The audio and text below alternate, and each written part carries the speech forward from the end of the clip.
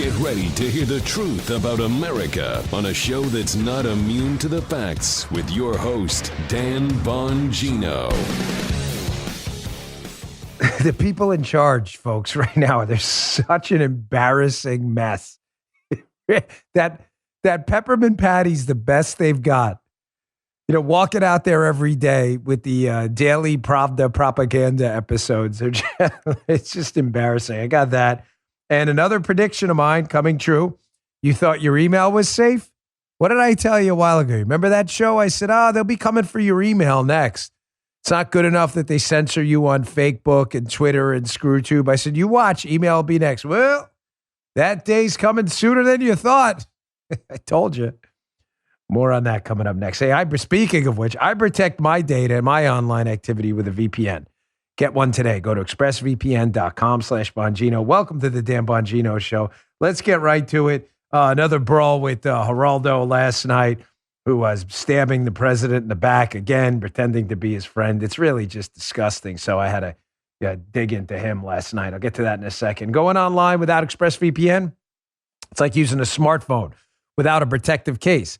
Most of the time, you'll probably be fine, but all it takes is one accidental drop onto concrete to make sure you wish you protected yourself every time you connect to an unencrypted network in cafes, hotels, airports, etc. Your online data is not secured. Any hacker on the same network can gain access to and steal your personal data, passwords, financial details, all that stuff. It doesn't take even a lot of technical knowledge to do it. A 12-year-old with some cheap equipment can do it. Your data is valuable. Hackers, did you know this, can make up to $1,000 per person selling your personal info on the dark web. ExpressVPN creates a secure, encrypted tunnel between your device and the internet, so hackers can't steal your sensitive data. It'd take a hacker with a supercomputer 1 billion years to get past ExpressVPN's encryption. Plus, it's easy to use. You just fire up the app. You click one button and you're protected. Works on all devices, your phones, your laptops, tablets, and more. So stay secure on the go. We don't do anything here online without ExpressVPN. We even have the router from ExpressVPN. Secure your online data today by visiting expressvpn.com/Bongino. That's Express, EXPRESS, expressvpn.com/Bongino, and you can get 3 extra months free. expressvpn.com/Bongino. Protect your data today. All right, Joe, let's go. Oh, yes, we are. The embarrassing mess, the cabal of stupidity, the motley crew of imbeciles we have in D.C.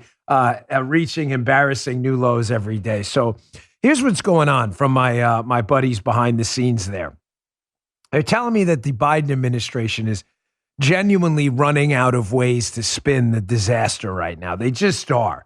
The inflation crisis, the border crisis. You know, you got to remember 50, 60 years ago in the Walter Cronkite era and then later the Tom Brokaw, Peter Jennings era, you got to remember this. If they didn't discuss it on the nightly news, the nation never heard about it. Everybody really relied on local news. 6:30 Eastern time, you'd tune in, or 6, whatever it was, 6:30, and you'd watch Cronkite. Whatever they discussed was the national news. With the explosion of social media, video from phones, everybody's a videographer now. Everyone. Video used to be super expensive.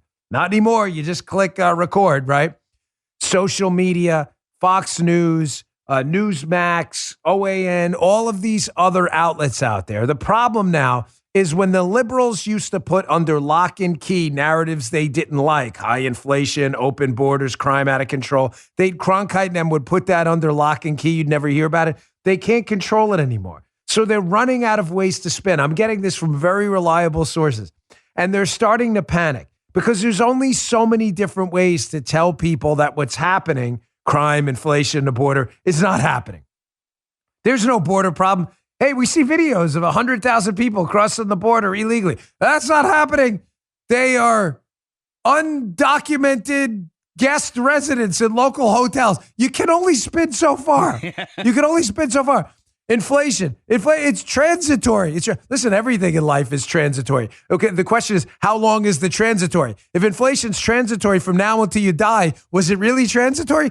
They're running out of ways to spin this stuff, right? Joe, right? Isn't everything transitory? The show's transitory. Yeah. It's a transitory podcast that lasts an hour. See, it's a spin. It's all spin, right? When they're talking about crime. They're like, crime, it's really not that bad. And then you see people breaking into Gucci in the middle of the day, stealing $100,000 worth. Well, it's bad, but it's transitory. It's due to the pandemic. And then it continues after the pandemic ebbs and in areas where the pandemic isn't out of control. And they're like, it was the Republicans or something who did it. They're running out of ways to spin. It's getting embarrassing. Here's Psaki yesterday. Now, the media, listen, I give these people no credit at all. But I guess they're starting to figure that even their liberal viewers and liberal readers in these liberal media outlets are starting to get antsy and ask questions. Because, it's not a problem until your kid gets mugged or your costs go up. Then it becomes a problem. So they're starting to ask questions. So one of them asked Psaki in the White House yesterday. They say, hey, Peppermint, listen, we got an issue with this debt ceiling going up and people are concerned on the streets. Because this is what even the liberal outlets are starting to hear. Listen to Psaki. She's like, hey, listen, we can't find anybody concerned about the debt ceiling. Now, I don't know what you're talking about. You want to talk about ridiculous, humiliating spin. Here, check this out. What do you say to Americans who see this as yet another example of Congress kicking the can down the road? Well, I would say that in what way? I'm not sure who is saying that. It until 2023, but it's going to come up again right after the midterms. What do you say to people who say we're just going to be having the same conversation a little bit over a year from now? I'm not sure what American person is saying that or is concerned about the debt limit, but maybe there is somebody you've met on the street. I don't know. Maybe there's just one person out there concerned with our now approaching $30 trillion debt. Maybe there's just one person out there. This is how embarrassing. Imagine having her job, trying to be the forward face to the media of the single worst presidency in modern U.S. history. Oh, can you imagine? No. I mean, there's right. There's nothing this woman can take credit for because nothing good is happening under Biden. Nothing. There is nothing to hang their hat on. So every day it's just a matter of how am I going to lie about the bad stuff? Here's exhibit 2 right here of how this is. I'm telling you, they're embarrassed and they know it. And the spin is going to get uglier. So the inflation crisis is out of control. We've been covering it here, for years now. How inflation and bad inflation was really bad inflation. It's all a matter of degree, was inevitable. So the cost of meat, protein, which people need, you need protein in your diet. The cost of meat is exploding, which is deeply impacting seniors on fixed budgets, people who haven't gotten a raise at work, middle-class Americans, anyone who needs to eat which pretty much is all of us, is being impacted by the explosion in food prices. So Psaki and them have to sit around the office and they have to say to themselves, gosh, this just started under us. Inflation was under control until we got in office and started printing money. What do we do? What do we do? What do we do? So here's Psaki. They figured out, I got it. Let's blame the meat producers. Here, check this out. There are several progressive groups and lawmakers who are increasingly vocalizing the idea that high inflation is being driven by corporate greed, including companies with high profits, some of whom have met at the White House with the president in recent months. Does the president endorse that idea? Does he think that corporate greed is the big driver of inflation right now? Well, I think that the president thinks the way people across the country, American families, digest inflation is by price increases. And if you look at industry to industry, it's a little different. So, for example, the president, the Secretary of Agriculture have both spoken to what we've seen as the greed of meat conglomerates. That is an area where people go to the grocery store and they're trying to buy a pound of meat, 2 pounds of meat, 10 pounds of meat. The prices are higher. That is, in his view, and the view of our Secretary of Agriculture, because of, you could call it corporate greed, sure. You could call it jacking up prices during a pandemic. You see how the media, desperate for an out, tease it up for the bunt by Psaki. Hey, there's a rumor out there that corporate greed. Here, folks, you get it? Yeah, they weren't. Wink it or not. They weren't that greedy a couple months ago. Yeah, it was a greed. Greed is new, by the way, Joe. Greed's new. We just figured out greed just happened under Biden. Keep in mind, that's another thing they can't seem to answer. How corporate greed is just a new thing in the Biden administration. There was no corporate greed before. There's only corporate greed now, which is very puzzling. But here's what Psaki won't tell you, because she's a liar and disgraced herself repeatedly. I don't ever expect her to say, hey, maybe I should have some dignity and, tell the truth once in a while. Forget it. These people have no dignity at all. Just the news article will be in my newsletter today if you'd like to read it. Wholesale prices increased nearly 10% in November year over year, the fastest pace on record. So, folks, if it's the meat producers and the producers of the products who are being greedy, charging you more, why is it that the prices they're paying, because remember, they're consumers too, right? You ever heard of business-to-business transactions? If you're a leftist, you have no idea what that means. If you're a conservative and you've got a functioning brain cell, that means businesses have to supply themselves with inputs too for their outputs. I know liberals are puzzled by all this. So businesses like meat producers have to pay for inputs as well. They have to pay to purchase cows, to purchase feed, to take care of their farmland, to purchase fertilizer on their farmland. Liberals are puzzled by all of this. Don't you find it odd if the corporations and businesses and the meat conglomerates, I love how she throws that conglomerates in there to just attack American farmers and beef producers. I love how she throws that in there, right? Wouldn't it be really strange if the producers were paying 10% more year over year and you're still only paying 7% more year over year? Sounds to me like the producers are actually paying more than you are, meaning they haven't, it's a simplified explanation, I get it, but haven't passed on en masse all of their costs onto you yet. If the corporations and the meat conglomerates were being greedy, their prices would go up 7% and your prices would go up 10%, right? Libs, I know this is hard. I get it. I know math doesn't work for you, right? But their prices have gone up 10%, and yet prices in the economy for the consumer buying the products as the end producer and the end consumer of it have only gone up 7%. Only 7%. And I say that only term very loosely because we haven't seen that number since 1982.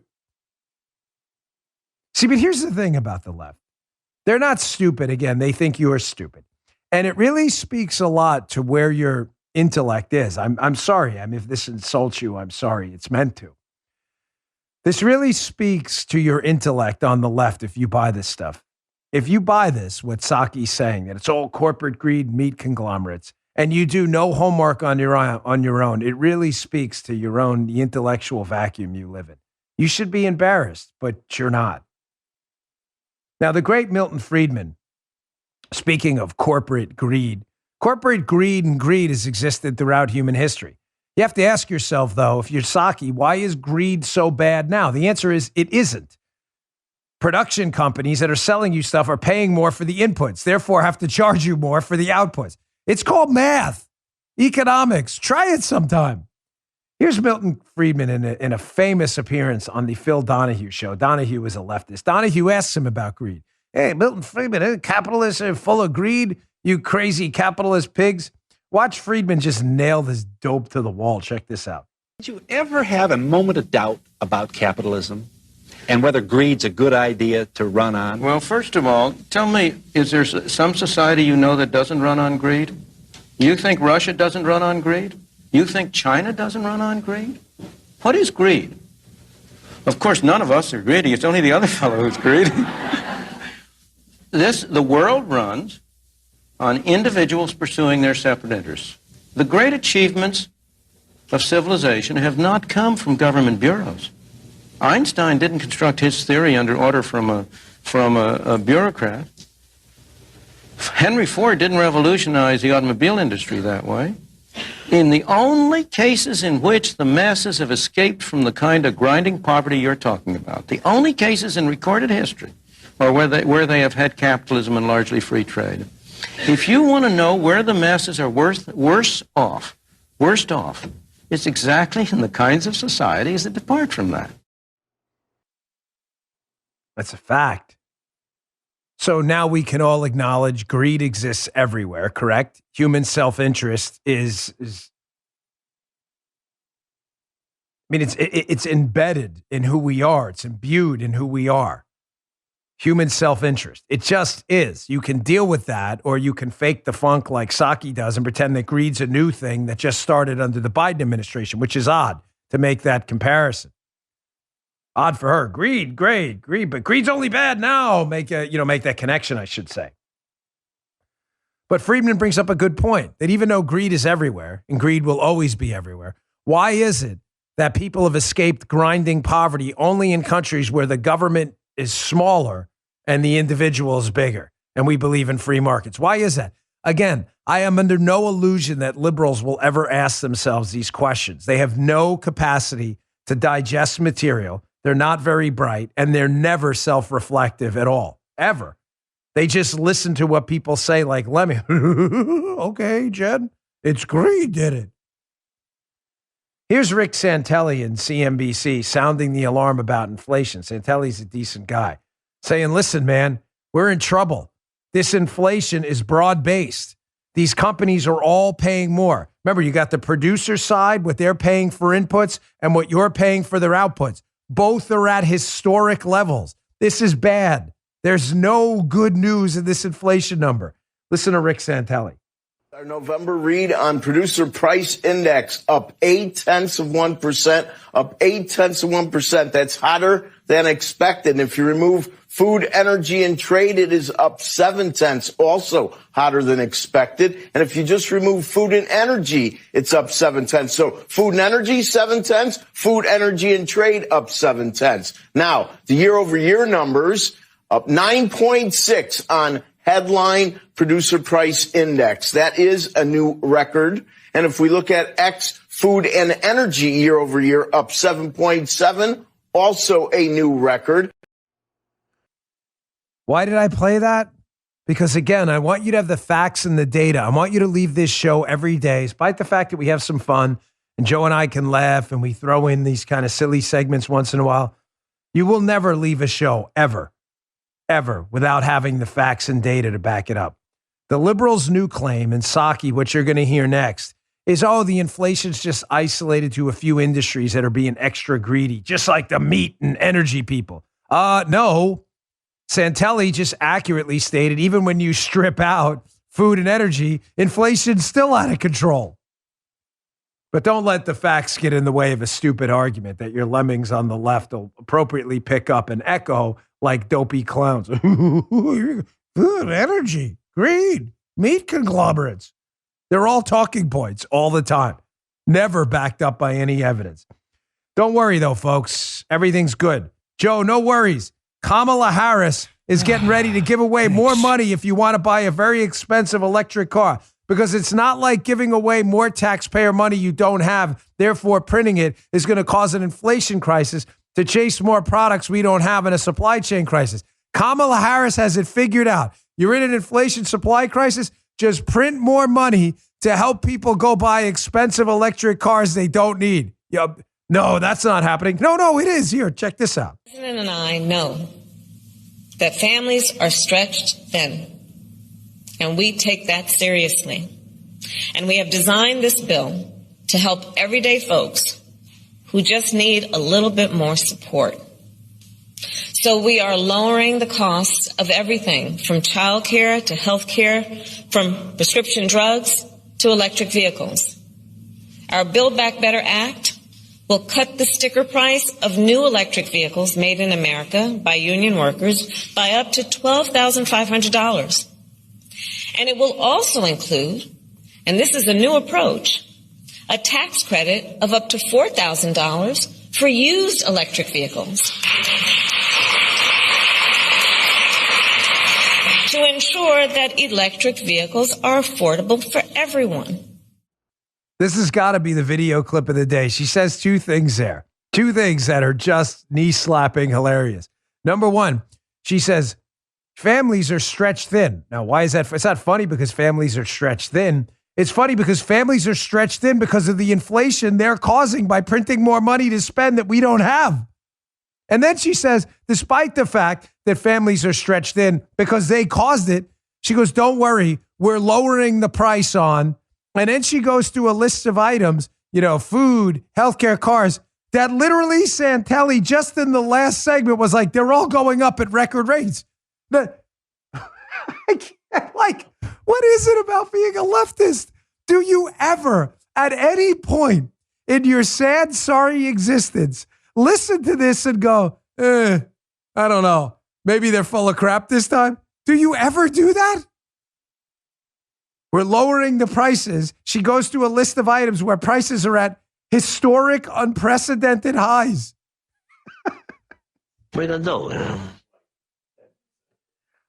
Yeah, Guy wants to know if that's why our approval rating is at -0.8. I don't know. I don't know. I just all right. Let me get to my second sponsor, and then another folks coming up next. Another prediction came true. You thought like, oh, you know what? I'll stick with my email list. I'm not going to use Facebook and Twitter. They censor free speech, which they do. ScrewTube. Nope.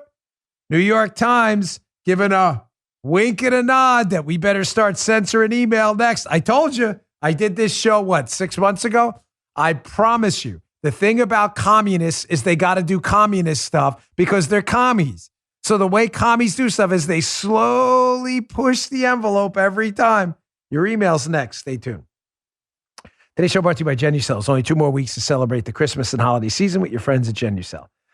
Time for gift giving, parties with friends and family, and looking years younger with compliments everywhere you go. Thanks to Genucel. From now until Christmas, Genucel's most popular package is 60% off at Genucel.com. Treat yourself and a loved one to the absolute best skincare in the world. See those troubling droopy eyelids, forehead wrinkles, pesky bags, and puffiness, and yes, even a sagging jawline disappear right before your eyes with Genucel's Classic Collection. With its immediate effects, you'll see results in less than 12 hours, guaranteed, or your money back. I have to tell you, Genucel is an incredible brand formulated by a compounding pharmacist in New Jersey. The products are remarkable. Paula loves it. And you're guaranteed to get your Genucel in time for the holidays since every product is made here in the great old USA. Order now and get your complimentary spa package absolutely free at checkout. Chamonix's world-class microdermabrasion treatment, cleanser, and toner make the perfect stocking stuffer. Visit Genucel.com now and enter my special promo code DAN40, that's DAN40, for an additional $40 off. Every order today is instantly upgraded to free express shipping for delivery by Christmas. That's Genucel.com, Genucel.com. Check it out. Okay. So again, I had made this prediction that they were going to come to you for your email next. Wherever free speech advocates, and I'm not talking about just conservatives. There are a lot of, liberal journalists who are tired of this too. There are left-leaning journalists who are getting sick of the constant censorship and the communist socialist nonsense, speech suppression, anti-civil liberties activism happening in this country right now. You go to Twitter, you get off Twitter, you go to Parler, they attack Parler. You get off Parler to go to Getter, they attack Getter. You get off Getter to go to Clubhouse, they attack Clubhouse. You get out of the left-wing hack media to go to Substack, they attack Substack. I'm telling you, listen to me, please, please, please, please. I'm legit begging you, imploring you. I want you to understand the fight because there are not just one, but a number of prominent conservative sites and people out there in the movement who are really under the mistaken belief, which we need to disabuse them of. That if you just don't annoy the media and the censors and you kiss their butt and the cat ladies, that they're all going to go away. They will never go away. They will, listen to me, they will never go away. Their life's mission is to destroy freedom and liberty. That is legit what they do. That's their only purpose, is to silence free speech. It's all they live for. You will never stop them unless you viciously and ferociously fight back. Ever. I've warned so many conservatives about this behind the scenes. Oh, I'm not going to jump in that fight. I got sponsors too. We cancel sponsors all the time. You even have an inkling of being a left-wing nut company that's going to censor conservatives. We boot you the next day. But trust me, it's happened more than once. Here's the New York Times now following you to email. You thought you were safe with your email? Here is the atrocious, grotesque Maggie Astor. A full-blown anti-civil liberties activist obsessed with speech suppression. Ironically, at the New York Slimes, the paper of record for misinformation, the PP hoax times, the Hunter Biden laptop was misinformation times, every race hoax in human history they've likely promoted or been a part of. The New York Times, an embarrassing blog relegated to fringe components of the left. Maggie Astor, of course, writes for them. And the article is called Now in Your Inbox, Political Misinformation. Look at this. They're coming for your email next. Here's the hint. She's complaining about elected officials and lawmakers, how they get to use, email to say stuff. God forbid, Joe, that happens. Email? You're allowed to communicate on email with constituents? Oh, Maggie Astor, who's never had a life or a job to speak of and is zero dignity at all. Maggie Astor, she doesn't think that's right. She says lawmakers' statements on social media and cable news are now routinely fact-checked and scrutinized. Ha! They are? Maggie must have missed the Facebook filing, which acknowledged they're not checking facts. And I'll get to that in a second, that they're opinion checkers. Maggie missed that. Not too bright, Maggie. Maggie, brain cells. Make them connect once in a while. Try like Prevagen or something. I don't know. I saw a commercial on Fox about it. She goes on. But email, one of the most powerful communication tools available to politicians, reaching up to hundreds of thousands of people, teams with unfounded claims, and largely escapes notice. Escapes notice. Joe, come on. We need the Soviet thing. Come on. You got to be on the... Okay. This is like... I know you played it yesterday. We don't like to wear stuff out. I appreciate that. It's good. But seriously, thank you. Sorry. Guy I didn't miss that. Guy see, I got a big camera now, and Justin's back in the studio. Guy did his traditional pop to it, just so you all see it. Pop to attention, Soviet style, which he does whenever we play that. I know you don't like that, and I appreciate that. Joe likes to keep stuff rare because it's fun, which is good. But this is a 2-day in a row job. Maggie Astor's like, how dare you email people and escape my eyeballs? I'm the great Wizard of Oz, Maggie Astor. Pay no attention to the man behind the curtain. Maggie Astor. Maggie Astor's never done anything in her life worthy of the position. Well, actually, she is worthy of the position, writing for a blog, the New York Times. The email problem. And she hilariously cites fact checkers who fake book just admitted under oath aren't checking facts at all. They're nothing more than opinion writing. She missed that. New York Times, paper of record. The old gray lady. The old dopey lady's more like it. Here, she goes on in the piece. Now, I want you to see what she's doing here. In order to pretend she's an actual journalist, here's a hint, she's not. Maggie Astor's like, let's throw like one Democrat in there or something, a Democrat thing to make it look like this is a bipartisan thing. When keep in mind, the entire purpose of the article is not to censor Democrats' email. It's to censor conservatives. So she throws one Republican and a couple Democrat things in there. One Democrat and some Republican things in there. But then she has to note that the misinformation is definitely a GOP problem. Here, it's right there. But Republicans included misinformation. Misinformation.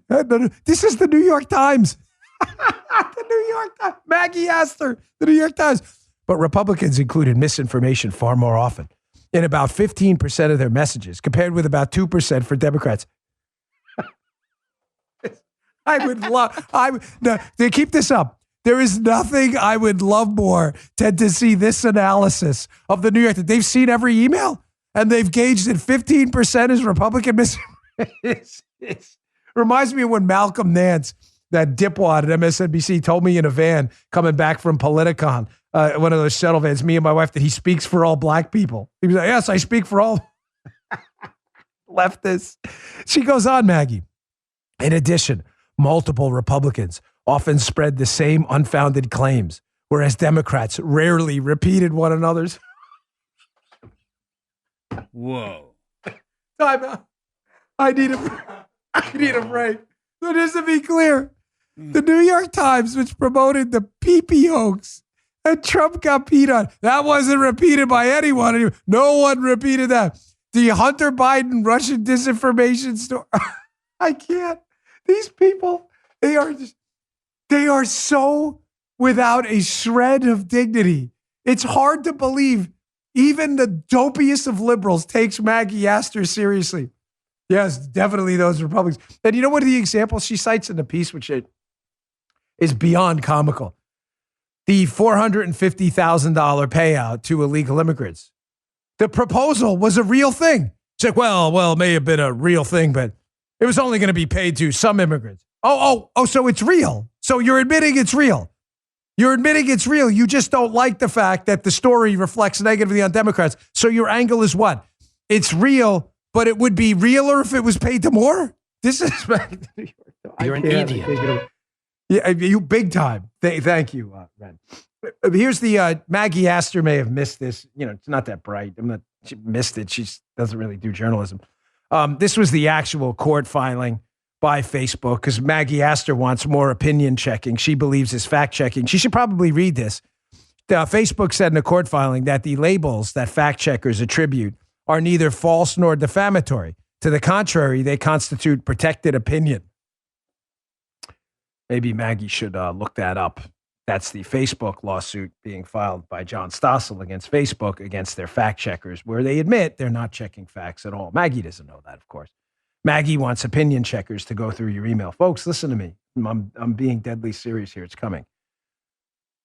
This is not conspiracy theory stuff. The monitoring of your email by big tech in a symbiotic, close relationship with their communist masters in the United States government are coming for your email next. Oh, Dan, you're stoking fear. You know, it's funny how you say that all the time, and yet all my predictions continue to come true. So are we really stoking fear, or are we warning people about the inevitable totalitarian future coming if we don't get rid of these people right now and develop alternatives? Here's the good news, because I don't like to leave you in a bad mood. Ladies and gentlemen, I'm telling you the tide is turning. The tide is turning right now, and it's turning significantly. You know, I'm a equity holder in Rumble. So thankfully, Rumble's been such a resounding, overwhelming, incredible success. Went to market at a multi-billion-dollar valuation. And millions of people are flocking to Rumble. Flocking to Rumble. When I got there, they had about 2 million. They went up to 36 million users after we started promoting it. So a company tried to play stupid games with us, Rumble. This is what I teased yesterday, and they're going to win stupid prizes. So there's a company out there called Unruly and Tremor Corp. I don't know. They must have merged. Unruly and Tremor. It's the same company. So they sent an email to Rumble saying, hey, we're being pressured basically by some left-wing activist kind of deal, and we're going to cancel our ads on Dan Bongino's videos only for COVID misinformation. So Rumble went back and said, really? What was the COVID misinformation? Well, what do you think we heard from Tremor and Unruly? Why is there silence? Because that's what we heard, nothing. Because they couldn't actually cite any misinformation. So we said, we're going to give you a few days, basically, to retract your claim. If not, we are going to ban you from Rumble. So I just like you to know, if you're doing business with Unruly or Tremor, that your ads will not be being placed on Rumble, where millions of freedom-loving, patriotic Americans, both Democrat, Republican, conservative, and on the left, go to get their video. You're not going to be seen there at all. If you want to read the story, you can check out the Post-Millennial. Rumble drops censorship-happy companies and stands up for free speech. It's not the last time we'll be doing this either. Believe me, we'll be just fine. You won't. Yeah, thank you, man. Yes, sir. Now try, if you're Unruly and Tremor, I'd like to see your sales pitch to people selling products. Hey, by the way, we're not allowed on Rumble, the biggest video platform for free speech lovers in the entire planet right now. We're not allowed on there. Yeah, but I want to sell my products to people who aren't just crazy, kooky liberals. Sorry, we can't do anything for you. We're banned. We also announced yesterday, Rumble, a partnership with the Trump Media Group.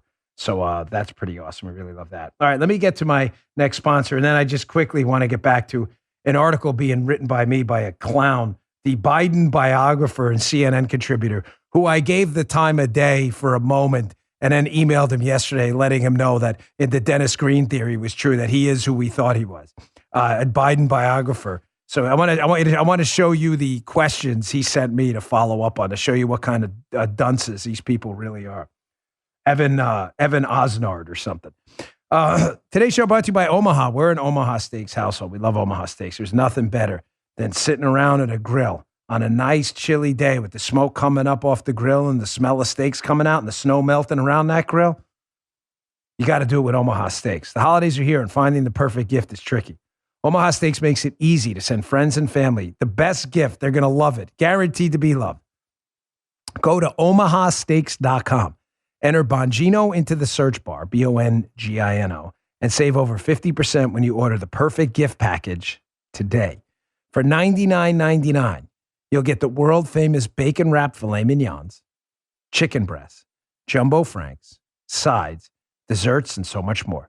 When you use code Bongino, you'll not only save 50%, you'll also get an additional 8 Omaha Steaks burgers free. They're like a steak on a bun. They're delicious. Guy's constantly burglarizing my freezer downstairs to steal the Omaha Steaks burgers. We let him take because really we buy them all the time. So it's good. It's a perk of the job. Omaha, it's the only reason he won't leave. It's because he doesn't even care about the money. He doesn't. We can pay him $1 million. I'm just here for the burgers. That's it. Omaha Steaks is ready to ship right away. Avoid the holiday shipping hustle and bustle and order the perfect gift package today at omahasteaks.com. Don't forget, you'll get 8 free burgers when entering the code Bongino in the search bar. Achieve gifting greatness with Omaha Steaks today. Incredible flavor, incredible value, 100% guaranteed. omahasteaks.com, keyword Bongino. Justin's like, what the hell is this crap? How come I don't get free burgers too? You don't know where they are. He's hiding the location. He's not telling him. Justin hasn't figured it out yet. There's a secret stash of Omaha. Nice perk. So I interviewed with this guy. You know, I gave him the benefit of the doubt because I'm a nice guy. And many of you will be like, well, why do you give these idiots the benefit of the doubt? Because here's the thing. They write a bunch of garbage about you anyway. So once in a while, maybe, I don't know, once a year or so on average, I don't do interviews much. You can probably tell by by the scarcity of quotes you'll see directly from me and media. I just don't do interviews because media people are generally losers like Maggie Astor and others. But I've given a few, and once in a while I'll give someone the benefit of the doubt. But of course, they always prove to you who they are. And some guy, Evan Osnard, or whatever his face is, Snoznos or something. So he's writing some piece in an outlet about me, and he sends me a bunch of fact-checking questions, hilariously bad fact-checking questions. He hasn't even figured out who my campaign manager was on my first campaign, despite interviewing the guy, journalism. You guys are really knocking it out of the park. So here's some of the questions he sent me, showing you if you ever get a public profile, what you're going to have to deal with in these left-wing nuts. Keep in mind, this guy's a CNN contributor and was Biden's biographer. So he's come into this interview with a pre-existing notion of it's not journalism. Again, it's narrative building. And it's an effort to build anger towards me. That's what he's doing because he wants people to hate me, which is ironic because he paints the questions as me stoking rage on the other side, which is, like, again, an example of they do and accuse you of what they're doing. He said, would you like to comment on the widespread claim, folks? Why it's him. He's the only one spreading this. That the content that appears on many of Dan's platforms is picked for its ability to boost engagement on social media and therefore content that in many cases stokes outrage, hatred, and fear. Come on, man. It's widespread. Guy, don't ask. Guy wants to know where it came. Don't ask these stupid questions. It's widespread, Guy. Everybody's talking about it. Everybody's talking about it. I make this joke with my daughter when we pass this place called Stracuzzi Square near my house. It's a joke. I go, everybody's talking about Stracuzzi Square. My daughter laughs every time. Why? Because it's a dumb dad joke. Then he asked me, Evan Snodnard. He says, in the year before Ashley Babbitt was killed at the Capitol, talk about, really, this is like a new low for this filth, right? The woman is dead, and he's got to find a way to insert it into the article and make a connection. I never met Ashley Babbitt in my life. She's dead, but let's drag her into the articles. That's what they do. He says, in the year before Ashley Babbitt was killed at the Capitol on January 6th, she retweeted Dan's content more than 50 times. Would you like to comment on this? Justin's like, Dan, you're clearly a terrorist. Everybody's talking about it, Justin. It's widespread. Claim is widespread. Ashley Babbitt, number one, is dead. Maybe Evan Osnard should have some dignity. Evan Snoznos, whatever your name is. Maybe have a little bit of personal dignity. You ass-kissing Biden, surgically attaching your lips to the ass of the administration, piece of garbage. Maybe you should leave the woman to rest in peace. Second, regardless of that for a second, how the hell am I going to prevent people from retweeting my comments on Twitter? How do you suggest I do that? And why is that a problem that a woman who died retweeted my content? I could probably go to Twitter tomorrow and find 25 deranged blue checkmark liberals who've retweeted the PP hoax, the Hunter Biden hoax, the Bubba Wallace hoax, more on that later, the Juicy hoax. But notice, they're not responsible for anything. Notice how he tries to blame me for a woman's death. Evan Osnos. Filth. Yeah. Filth. These people are filth. And then they blame us for stoking fear, trying to blame me for a woman's death. These are the sick, sick people we've got to deal with. They always are who you think they are. So I had another beef with Geraldo last night on Hannity's show. Some of you may have caught it. Geraldo, who has backstabbed Donald Trump in the back multiple times over what happened on January 6th.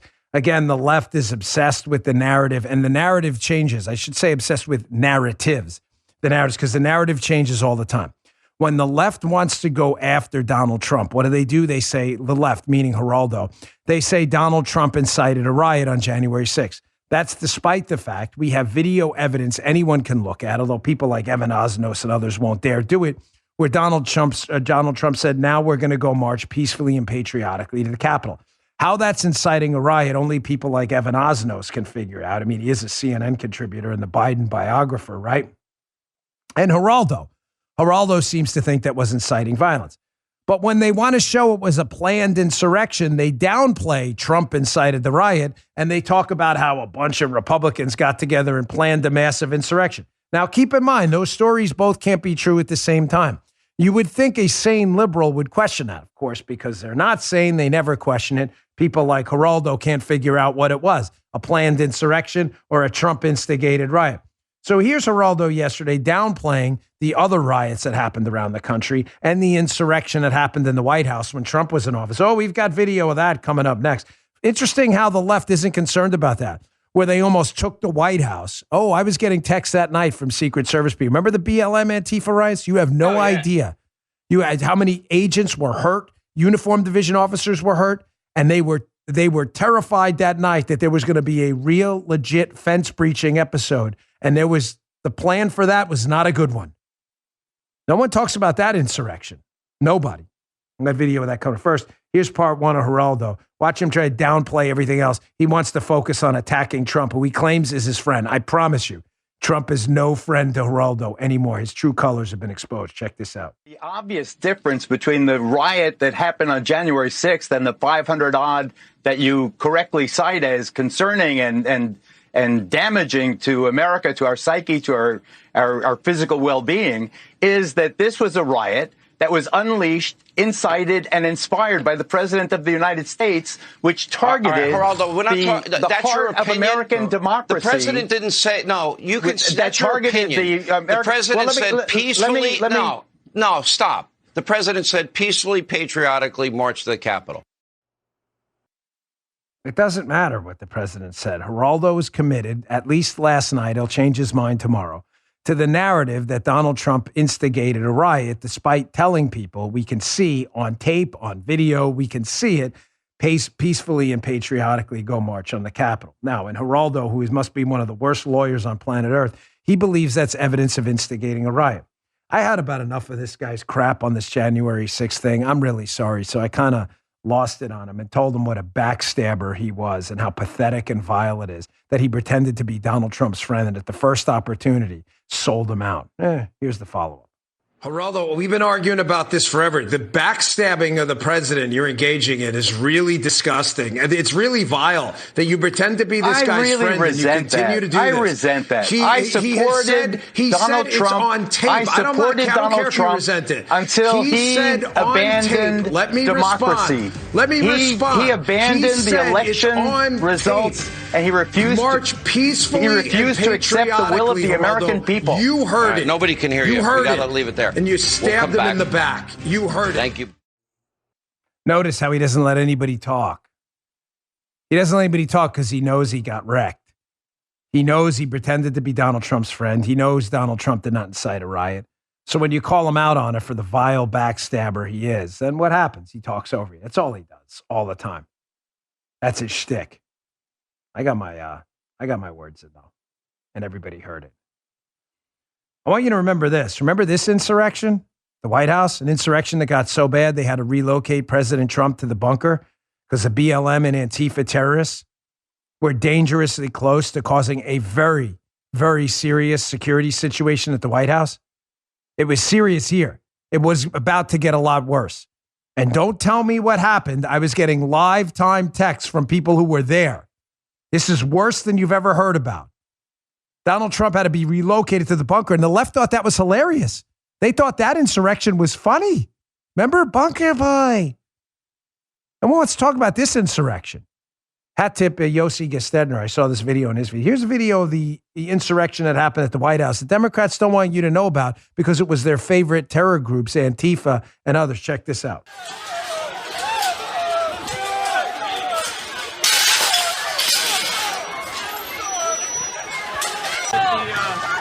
They lit the guardhouse on fire at the White House, and now the police are deploying tear gas. All right.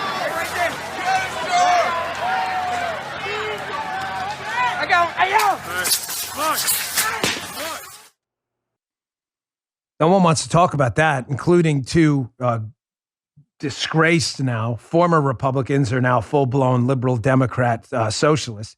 Liz Cheney and Adam Kinzinger, two disgraced human beings who voted yesterday to have Mark Meadows basically thrown in jail because Mark Meadows, President Trump's former chief of staff, hasn't kissed their butts enough. Because Liz Cheney, as Tucker said last night, she wants you to know she's in charge. She's running. She's not in charge of squat. She's a disgraced, grotesque politician. Again, who without her last name would be a zero right now, would be a nothing. Here's Jim Jordan on the House floor, one of the good guys, calling these imbeciles in Congress out for trying to lock up one of their former colleagues because his cooperation, all the stuff he turned over, wasn't good enough. They just want to start putting everybody in jail. We've now descended into third world totalitarian madness. And where's the media? They're like Evan Osnard. They're like Evan Osnard asking me about Ashley Babbitt, who's now deceased, her retweets. That's what they're doing. They're not worried at all about the dangerous precedent of throwing a former congressman and chief of staff in jail because you didn't like the level of his cooperation. They're not worried at all about that until they're in jail later. Yuri Bezmenov warned us about this, didn't he? Here, check this out. Now they're destroying executive privilege. Now they're attacking that. And this might be the worst. Destroying a precedent that has been around since George Washington and treating Mark Meadows as a criminal. Mark Meadows is our former colleague. He is a good man, and he is my friend. And this is as wrong as it gets. And I think deep down, everyone knows it. I think they know it as well. They know this is wrong. We've all served with this guy. He is co-sponsored. He's done more work with Democrats than probably any Republican. We all know what a good man he is, and this is as wrong as it gets.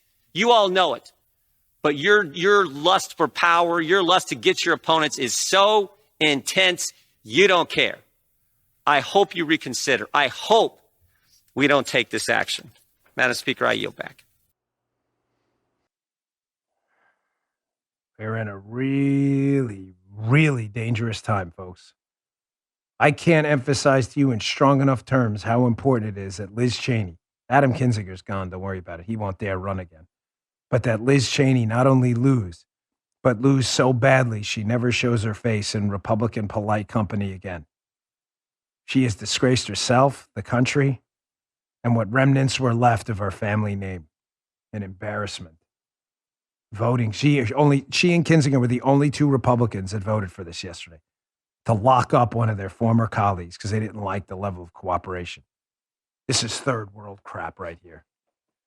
Okay, let me get to my my last sponsor. I got a lot coming up here. Concluding the portion of the show next where we expose the intellectual vacuum leftists live in and how when new evidence surfaces on both coronavirus, whatever it may be, masking, street crime, Bubba Wallace, doesn't matter. They stick to the script just like Geraldo. Geraldo, he cited an insurrection. Really? By telling people to march peacefully and patriotically? How did that happen? I got that coming up next. I'm going to show you the graph too, which won't surprise you. You already know. All form. Listen, if you've been listening to my show for a while, you heard me talk about Helix mattresses. They're great. They're so comfortable. They've gone beyond the bedroom now, Helix, and they started making sofas. They launched a new company called Allform, Allform, and they're making premium, customizable sofas and chairs shipped right to your door. Well, what makes an Allform sofa really great? Well, for starters, it's the easiest way you can customize a sofa using premium materials and at a fraction of the cost of traditional stores. You can pick the fabric, spill, stain, and scratch resistant, the sofa color, the color of the legs, the sofa size, and the shape to make sure it's perfect for you and your home. They've got armchairs and love seats all the way up to an 8-seat sectional, so there's something for everyone. And you can always start small with Allform and buy more seats later on if you want your Allform sofa to grow and change with you when you move. Allform sofas are also delivered directly to your door with fast and free shipping. In the past, if you wanted to order a sofa, it could take weeks or even months to arrive, and you'd need someone to come and assemble it in your home. Allform has simple, quick assembly, no tools are needed. We have an Allform sofa for Isabel. Setting it up was super easy. Paula put it together it was about 20 minutes. It's that simple. And if getting a sofa without trying in a store sounds a little risky for you, don't worry about it. You get 100 days to decide if you want to keep it. That's more than 3 months. And if you don't love it, don't worry. They'll pick it up for free and give you a full refund. They also have a forever warranty. That means literally forever. To find your perfect sofa, check out allform.com/Dan. That's Allform, ALLFORM.com/Dan. And Allform is offering 20% off all orders for our listeners at allform.com/Dan. Check them out. They're really, really great sofas. Thanks, Allform.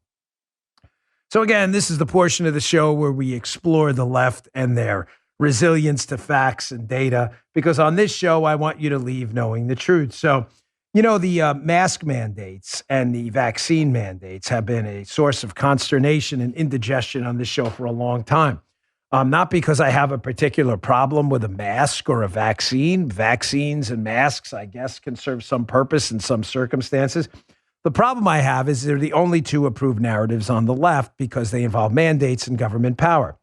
Yet you would think places like California, which just reimposed the mask mandate, would look at the data. You'd look at a county, right, that had mask mandates and a county that didn't.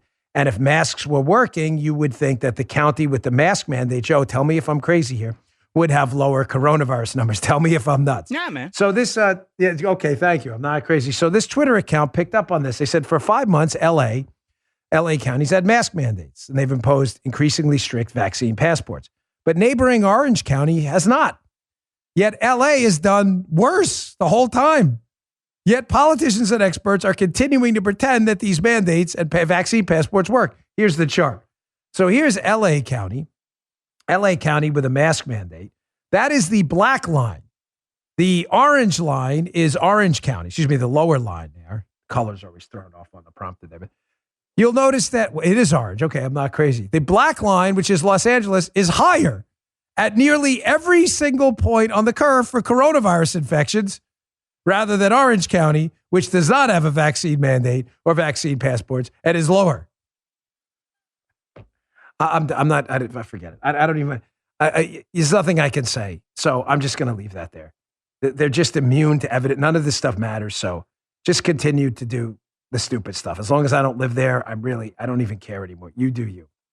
I'm serious. I'm just done with it. This I'm not done with because this is costing people their lives right now. This was San Francisco Mayor, leftist hack London Breed.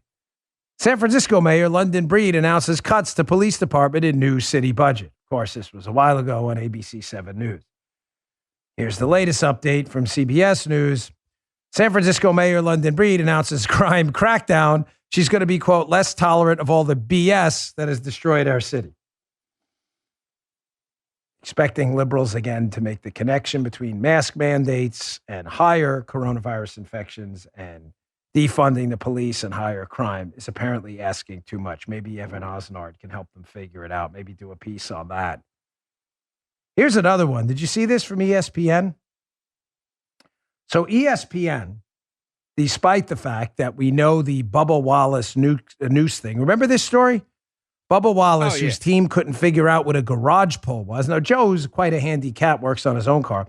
A garage pole, for those city dwellers who don't know what that is when you close a garage with a piece of rope. If you put a loop at the rope at the end, it makes the rope easier to grip. You get it? Yep.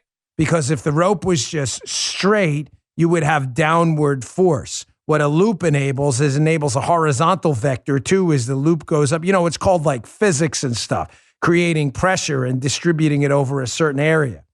Creating that pressure point on the loop makes it easy. Why am I explaining all this? Because liberals are so stupid that they thought a garage pole was a noose. Now, Bubba Wallace, who happens to be black and is a NASCAR driver, Apparently he didn't pick up on a garage pole either. Maybe he'd never seen one before and thought it was somehow some racial attack on him.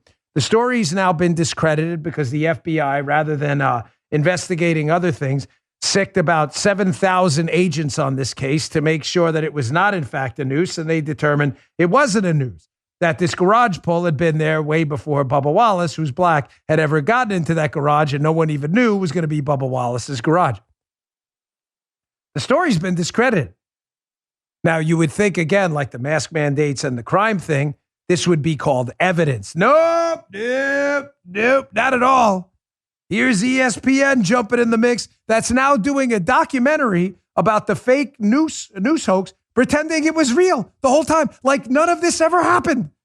Here, you doubt me? Check this out. This is real. I look back and I was like, holy shit, it's the whole garage. The whole garage. And that's when I lost it.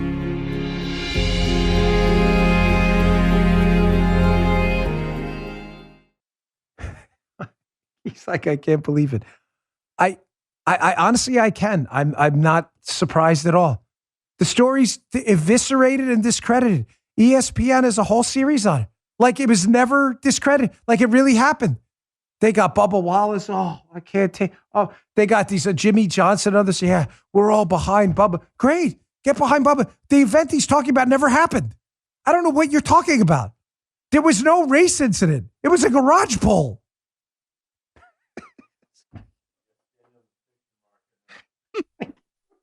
Here, last story. Yesterday we discussed how the Biden administration is now all in on discriminating against Asians. If you're Asian, you have to score much higher on the SAT and with your grades to get into college because colleges discriminate against Asians because they think they have an Asian problem, too many Asians. If that sounds racist to you, that's because it is racist. The Biden administration is all in. They prefer this policy of discriminating against Asians. Now, Democrats are, the new racists, but they're just like the old racists, Joe, who were Democrats too. Remember, that was a whole segregation was a Democrat thing. Right. So the new racists, just like the old racists.